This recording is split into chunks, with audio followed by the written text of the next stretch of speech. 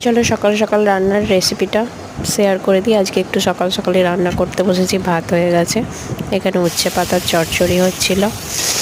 আমরা আলু উচ্ছে বেগুন একসঙ্গেই ভাজি, আরও যে যে মশলাগুলো দেওয়া হয় সেগুলো সব দেওয়া হলো।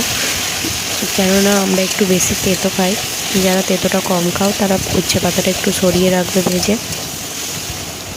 আর এর সঙ্গে আমি দিয়েছিলাম জিরে, আদা, সর্ষে বাটা।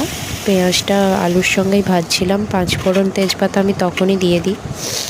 দিয়ে ভালো করে কষানোর পরে ওটা জল ঢেলে ঢাকা দিয়ে দিয়েছি। আর এটা ডিমগুলো একটু আলু আর একটু পেঁয়াজ দিয়ে ভাজলে একটু মোটা হয়। আলু সিদ্ধ গরম আলু, তার সঙ্গে পেঁয়াজ দিয়ে একটু লবণ দিয়ে আর ডিমটাকে ফাটিয়ে নিয়ে ভাজবো।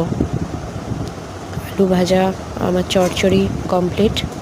এবারে এই যে ডিম ভাজা হচ্ছে। এরকমভাবে মোটা করে ভাজলে দুটো ডিমে